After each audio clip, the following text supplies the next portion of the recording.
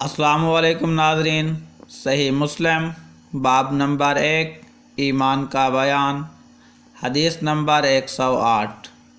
حضرت جابر رضی اللہ تعالی عنہ سے روایت ہے کہ نعمان بن کوکل نبی کریم صلی اللہ علیہ وآلہ وسلم کی خدمت میں حاضر ہوئے، پس عرض کیا، اے اللہ کے رسول صلی اللہ علیہ وآلہ وسلم، کیا میں فرض نماز پڑھتا رہوں اور حرام کو حرام سمجھتے ہوئے اس سے بچتا رہوں اور حلال کو حلال سمجھوں تو کیا آپ صلی اللہ علیہ وآلہ وسلم کی رائے میں جنت میں داخل ہو جاؤں گا؟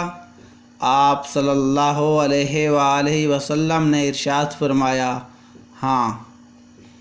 اس طرح کی مزید مستند احادیث مبارکہ سننے کے لیے ہماری اس ویڈیو کو لائک کیجیے اور ہمارا چینل دا نیوز ایڈی سبسکرائب کریں، بیل آئیکن دبانا مت بھولیے تاکہ آنے والی نئی ویڈیو جلد از جلد آپ لوگوں تک پہنچ سکے۔